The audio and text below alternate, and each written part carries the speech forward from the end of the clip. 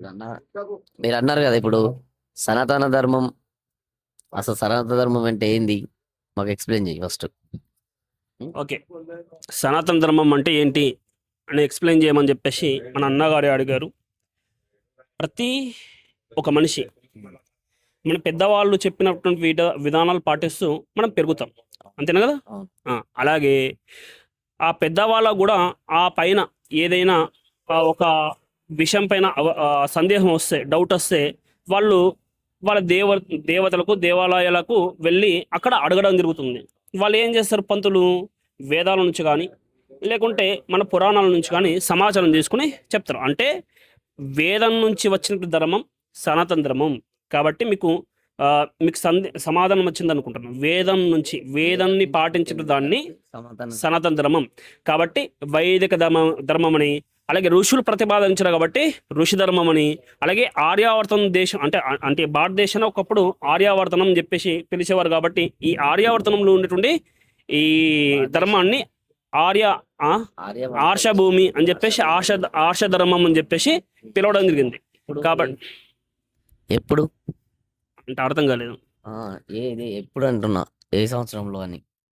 ఏ సంవత్సరం అంటే ఎంతో కాలం నుంచి ఈ ధర్మం ఈ నేలపైన ఉన్నది. భారతదేశం అని పిలుస్తాం కదా, దానికి మీరు ఇప్పుడు ఏదో అన్నారు ఇప్పుడు, దానికి దీనికి ఓకే. మహాభారతంలో శ్రీకృష్ణుడు పరిపాలిస్తున్నటువంటి కాలం కంటే ముందే మహాభారతంలో చంద్రవంశంలో భరతుడు అనే ఒక రాజు ఉండేవాడు. ఆ రాజు పేరుతో భారతదేశానికి భారతదేశం అని పేరు వచ్చింది. భరతుడి నుంచి భారతదేశం అని పేరు వచ్చింది. మీరు అడిగారు ఇంతకు ముందు ఏమన్నారంటే మన దేశంలో హిందువులు, ముస్లింలు, క్రైస్తవులు అందరూ సమానంగా ఉంటేనే కదా, అందరు ఉంటేనే కదా, సమానంగా ఉంటేనే కదా మనం ఇప్పుడు జీవిస్తుంది. ఈ మత కుత కలహాలు ఎందుకు అని అంటున్నా. నేను అడిగింది తప్పు ఉంటే క్షమించండి. తప్పు ఏం లేదు. అందరం ఉన్నాం ఇప్పుడు. అన్ని దేవాలయ దగ్గరికి వెళ్తాము, మనం చర్చిలకు వెళ్తాము, మసీదుకి వెళ్తాము, అన్నికి వెళ్తాము. పూజలేంది కూడా అవి కొయ్యరు. అందరం పొలంలో పండించే పంట ఎవరు వేస్తున్నారో తెలియదు మనకి. ఏ గాలి పీలుస్తున్నాము, నీరు ఎక్కడి నుంచి వస్తుంది మనకి? ఇవన్నీ పంచభూతాలకే కదా మనకు వచ్చేది, దేవుడు వచ్చేది. కదే కరెక్టే మీరు అనేది, నమ్ముతాం. వాళ్ళని కూడా మనం కూడా గౌరవిస్తే మనకు కూడా వాళ్ళని కూడా గౌరవిస్తారు కదా, మనకు కూడా గౌరవిస్తారు కదా. నేను అనేది అది క్వశ్చన్ అయింది. నేను చెప్తాను, వినండి. అందరూ వినండి ఒకసారి. అన్న ఏమంటున్నాడంటే హిందువులు, ముస్లింలు, క్రైస్తవులు మన దేశంలో ఉన్నారు, అందరూ సమానమే. మనం చర్చిలకు వెళ్తాం, మసీదులకు వెళ్తాం, అనేక పండుగలు వాళ్ళు చేసుకునేది మనం చేసుకుంటాం. కానీ వాళ్ళకు ఒకసారి అడగండి, ముస్లిం దగ్గరికి వెళ్ళి జై శ్రీరామ్ అని చెప్పేసి అనండి, ఒక్కసారి అంటారేమో చూద్దాం. అంటారా? నా ఫ్రెండ్స్ అయితే అంటారు. నాకు తెలిసిన మటుకు నా కుటుంబ సభ్యులు ఇంతమంది అంటారు. కుటుంబ సభ్యులు పేరు ఎందుకన్నారు? తుర్కులు ముస్లిమ్స్ అంటారు. అన్నారు ఆడ తినేది నేను తింటా, నేను తినేది ఆడ తింటాడు. దాంట్లో డిఫరెంట్ ఏముంది? శ్రీరామ్ అన్నమంటే అంటారా అన్నారు. ఓకే, ఒకప్పుడు అంటుండే. ఎందుకు? వాళ్ళ సంఖ్య తక్కువ ఉన్నది కాబట్టి.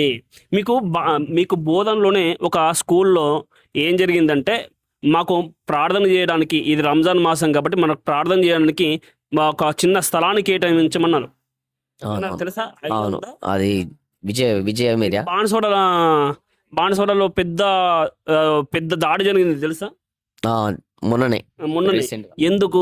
ఒక రిలయన్స్ మార్ట్లో ఒక చిన్న పని చేసినటువంటి ఒక మనిషి, ఒక అమ్మాయి దేవుని యొక్క పాటలు పెట్టుకుని చేస్తుంటే ఉపవాసం ఉండి పాట పెట్టుకుంటే సౌండ్ ఎక్కువ పెట్టడం మూడాల వీళ్ళు తగ్గించమన్నారంట.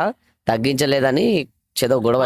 తగ్గించమని కాదు, ఆ పాట ఎందుకు పెడుతున్నావు, ఆ పాట పెట్టుకో అని చెప్పేసి ఇది చేస్తే, ఇక దాంతో అతను వీడియో తీస్తుంటే ఎందుకు వీడియో తీస్తున్నావు, తగ్గించమంటే తగ్గిస్తా అని చెప్పేసి అది చేస్తుంటే వాళ్ళ అన్నకు ఫోన్ చేసింది ఆమె. వాళ్ళ అన్నకు ఫోన్ చేసి రమ్మంటే ఇక వాళ్ళ అన్న వచ్చి కేసు పెట్టడం జరిగింది. దాంతో అతను ఒక 500-600 మంది తీసుకుని వచ్చేసి పెద్ద దాడి జరిగింది. కాబట్టి క్రైస్తవులు కూడా వాళ్ళ దగ్గరికి మనం క్రిస్మస్ రోజు వెళ్ళి కేక్ తింటాం, కానీ మన ఇంటికి ఏదైనా ఒక సత్యనారాయణ వ్రతం కానీ ఏదైనా పూజ చేసుకుంటే వాళ్ళు రమ్మంటే రారు, తినమంటే తినరు. తినరు, కొంతమంది తినరు, కొంతమంది తింటారు. ఎందుకంటే వాళ్ళలో మనకు మాత్రమే సనాతన ధర్మం అని చెప్పేసి, అలాగే సమానత్వ భావన అని చెప్పేసి ఉంటుంది, కానీ వాళ్ళలో ఉండదు. వాళ్ళ గ్రంథంలో ద్వితీయోపదేశ కాండంలో అనేటువంటి ఒక ఇది ఉంటుంది బైబిల్లో. దాంట్లో నీ దేవుణ్ణి కాకుండా వేరే దేవుణ్ణి పూజించమని రమ్మంటే రాళ్ళతో కూట చంపేమంటాడు దేవుడు. అలాగే ఇస్లాంలో కూడా అవిశ్వాసులను కాఫీలను చంపేయమని చెప్పేసి రాశారు. కాబట్టి వాళ్ళలో విషం ఉంటుంది, మనలో విషం ఉండదు. అది అర్థం చేసుకుంటే, ప్రతి హిందువు అర్థం చేసుకుంటే, మీలాగానే ప్రతి హిందువు కూడా అర్థం చేసుకుంటే ఖచ్చితంగా పైకి రావడానికి. ప్రేమిస్తే పొరుగువారు నన్ను ప్రేమించునని ఉన్నది కదా, అది నిన్ను అంటే నీ వలనే నీ పొరుగు వారిని ప్రేమించమని చెప్పేసి ఉన్నది. చాలా బాగా అడిగారు. అయితే నీ పొరుగు వారిని ప్రేమించమని చెప్పేసి ఉన్నది కదా, అలాగే ఆ బైబిల్లోని ఒక పెద్ద జాతి ఉంటుంది అన్నట్టు. అది ఏంటి? అమాలేకీయులు అని ఒక జాతి. అమాలేకీయులు అనే జాతి దేవాలయాల్లో విగ్రహాలను పూజిస్తున్నారు, వాళ్ళు వాళ్ళ పండగలు చేసుకుంటున్నారు అని చెప్పేసి అది ఓర్వలేక ఆ మోసే అనే ప్రవక్త ద్వారా పూర్తి ఆ జాతి మొత్తం నాశనం చేశారు. అంటే దాని అర్థం ఏంటంటే, నీ వలన నీ పొరుగువాడిని ప్రేమించమని చెప్పేసి దాని అర్థం ఏంటంటే ఎవరైతే క్రైస్తవుని ఉంటాడో ఆ క్రైస్తవుని ప్రేమించమని దాని అర్థం, కానీ మిగిలిన వాళ్ళని ప్రేమించమని కాదు. అలాగే ఇస్లాంలో కూడా ఉంటుంది, ఒక మనిషిని హత్య చేస్తే ప్రపంచంలో ఉన్నటువంటి మనుషులు కూడా హత్య చేసినట్టే ఉన్నది. కానీ మీకు ఢిల్లీలో తరుణ్ అంటుండే ఒక పిల్లవాడని చెప్పేసిండ్రు, 25 ఏళ్ళు పిల్లవాడు. మరి ఇక్కడ ఉన్నది సమానత్వం, ఒక్క హిందూకు మాత్రమే ఉంటుంది సమానత్వం. కాబట్టి మన ధర్మం మనం పాటిస్తూ అందరినీ గౌరవిస్తూ, అలాగే అందరు మనల్ని గౌరవిస్తే మనం గౌరవించాలి, లేకుంటే లేదు, అలాంటి అవసరం కూడా లేదు. మీకు అర్థమైంది అని చెప్పేసి అనుకుంటూ, మీకు సమాధానం దొరికానని చెప్పేసి భావిస్తూ చాలా సంతోషం. మీరు అడిగినందుకు ధన్యవాదాలు. ఓకే, ధన్యవాదాలు. కానీ